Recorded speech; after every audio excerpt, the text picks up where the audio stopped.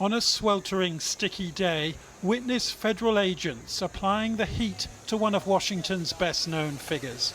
The FBI visiting John Bolton's home, about to box up and take away what may or may not be classified paperwork, in what looks like a personal vendetta between President Trump and one of his harshest critics.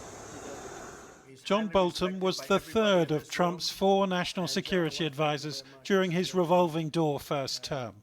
The president was known to dislike his walrus moustache, but it was Bolton's constant desire to bomb Iran which marked him out in the president's mind as a crazy foreign policy hawk.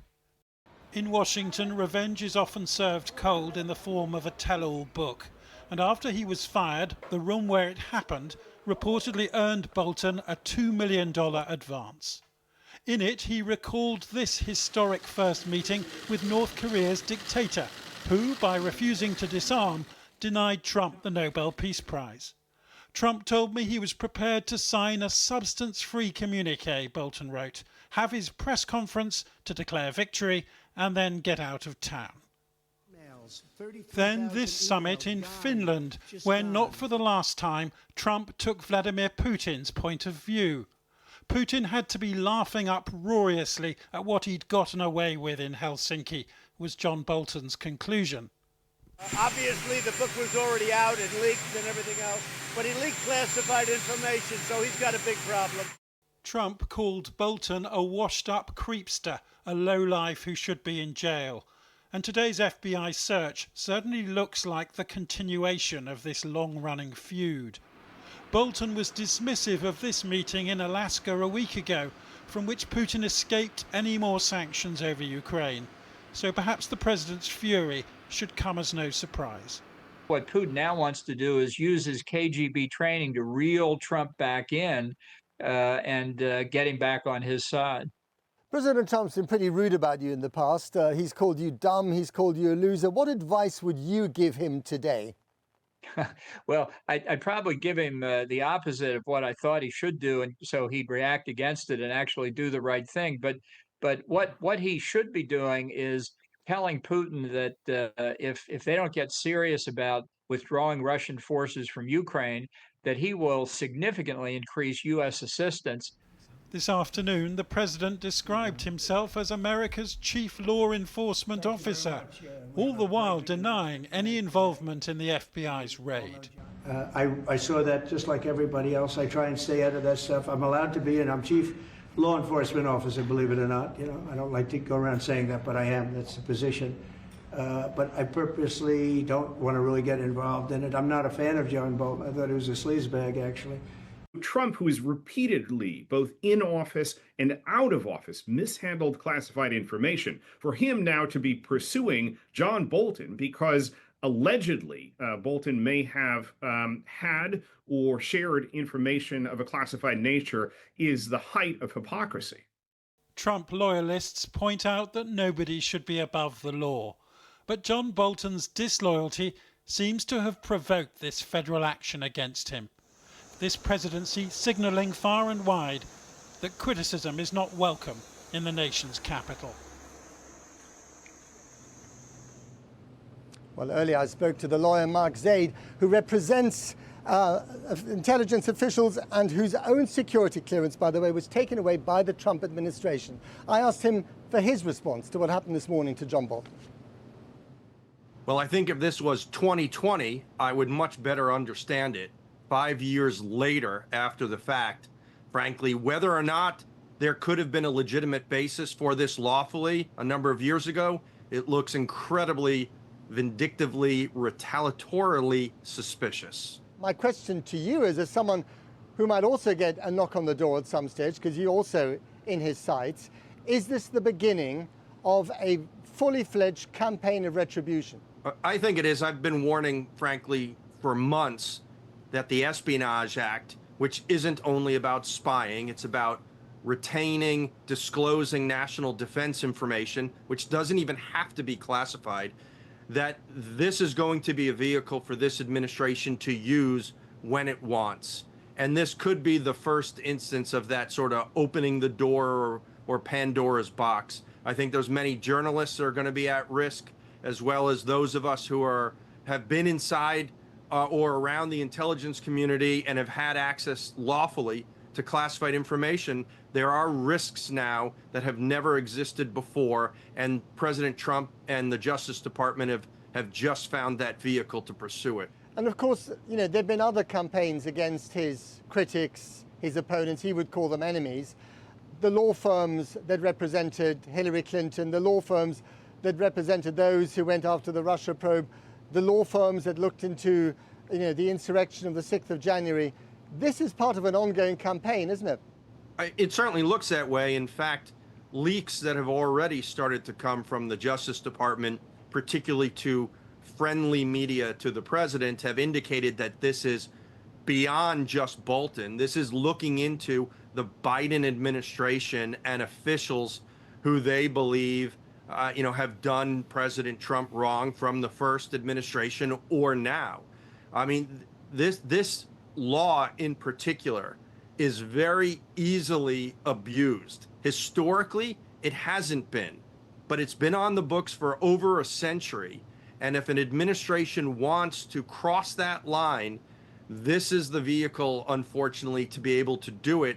And it's going to be painful for anyone who falls victim to that, even if they ultimately succeed in being able to push back a prosecution. And finally, I mean, Donald Trump has hardly stayed above the fray. He's described himself as the chief law enforcement officer. This morning he called John Bolton dumb and a loser. And then, of course, you also have the heads of the Department of Justice and the FBI who virtually declared him guilty before he's even been charged with a crime. In fact, the individuals who are now in power in the Justice Department were part of the pre-publication review process inside the White House during Trump's first administration. So there is a direct line and connection by them. And it is very clear there is a media campaign, especially behind the scenes, to already implicate John Bolton as being guilty.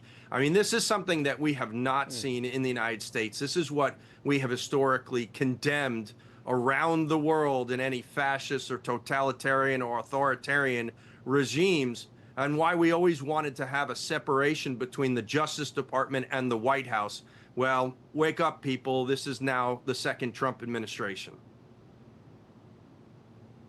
Mark Zade, thank you very much indeed. Thank you.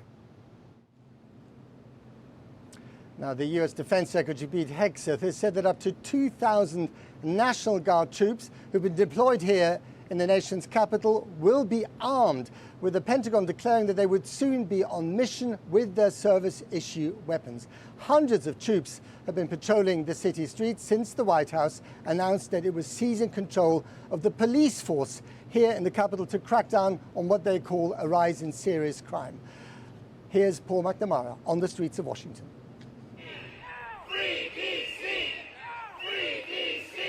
Taking to the streets, they're calling to be freed. They came in droves descending on the White House this week. The latest decree from here, they say, an assault on the system. President Trump declaring a public safety emergency. Our capital city has been overtaken by violent gangs and bloodthirsty criminals, and we're not going to let it happen anymore. We're not going to take it. Using the unique power over the city he resides in, President Trump has militarized the capital, which he can do in a state of emergency, and deployed the National Guard. Vehicles designed to withstand bomb blasts in Afghanistan greet passengers as they step off trains at DC's Union Station.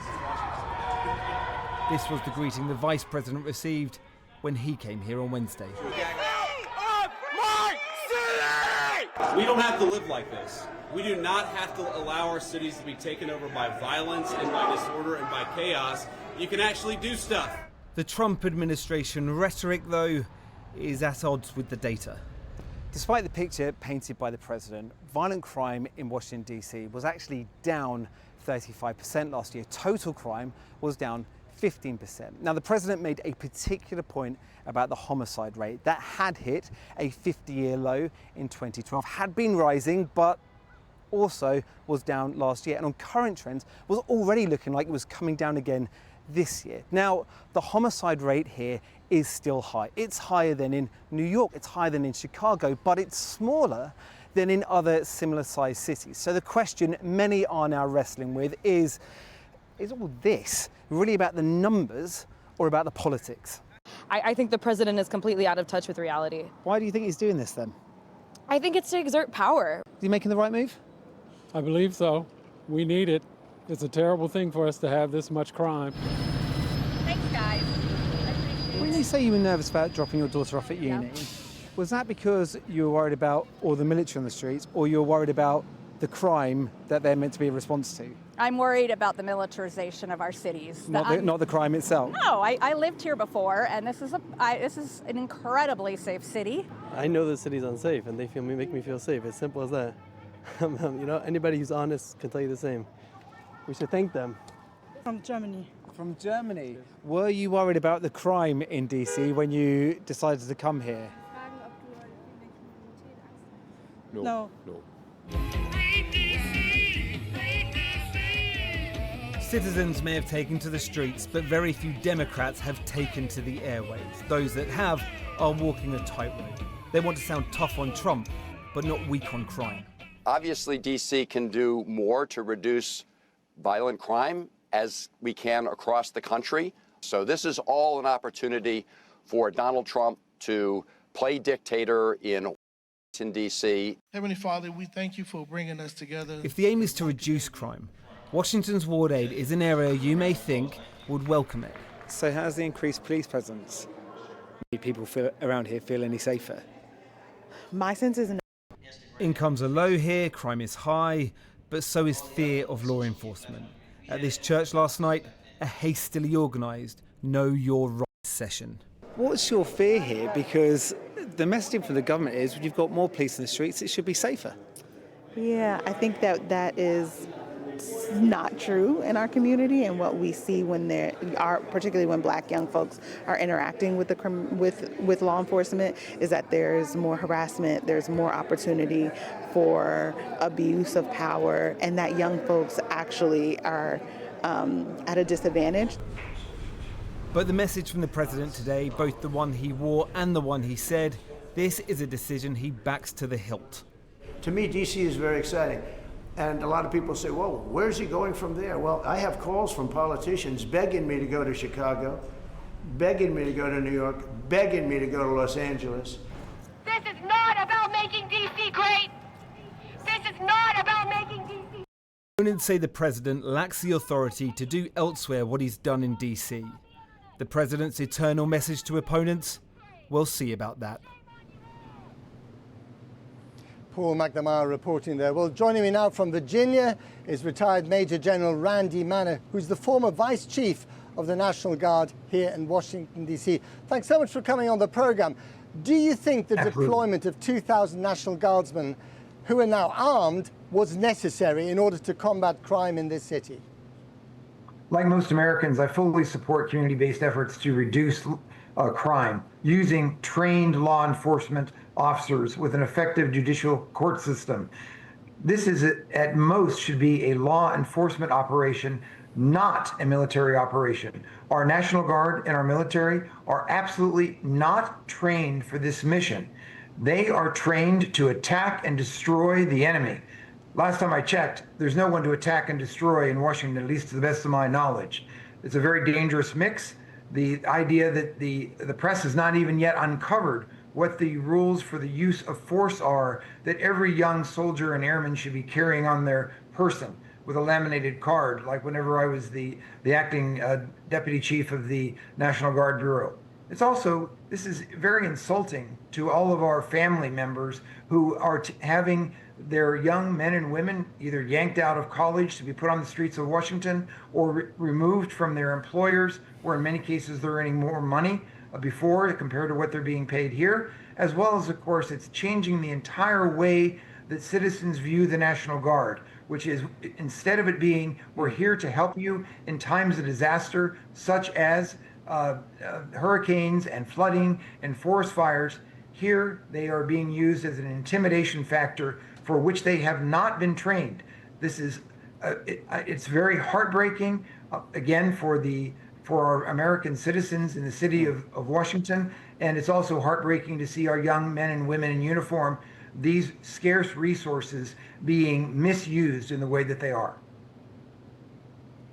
Okay, so the president says this was necessary, this deployment, because of the, quote, horrible crime figures in the nation's capital. And since the deployment of these troops, he said the crime has gone right down. There's not been a single homicide in the last week. Do you buy that? I think that there's anything that you can do for the president to justify the use of the militarization of our cities, particularly those that are not supportive of his policies, is what he will continue to follow. I think it's more important that if indeed there are crime problems, you don't bring in the United States Army through the National Guard to, quite frankly, intimidate all the people that are there. Instead, what you do is you refund the police, you refund the training programs, you help fill the gaps in the needs for the Metropolitan Police Department and other departments to ensure they have enough officers on the streets. Again, this is not a military operation. This is a law enforcement operation. So it's using the wrong tool to solve the problem. And it's something where the unintended consequences are that we have political props that are basically the young men and women in uniform, and it disturbs me greatly. Right. Finally and briefly, do you think that those troops deployed now, and they're all armed, might actually use live ammunition against protesters at some stage in the near future? Again, it's important to say, what are the rules for use of force? Every single soldier receives a briefing, but I will tell you that I have sat in them and I have given them, and an hour later, you don't remember. It's important that these soldiers and airmen and the press and the protesters fully understand what are the terms for the use of force so that everyone can be clear, not the fact to allow some young soldier or airman to use his or her weapon inappropriately compared to the training, exhaustive training, many months that police officers receive compared to a few hours that a National Guardsman would receive.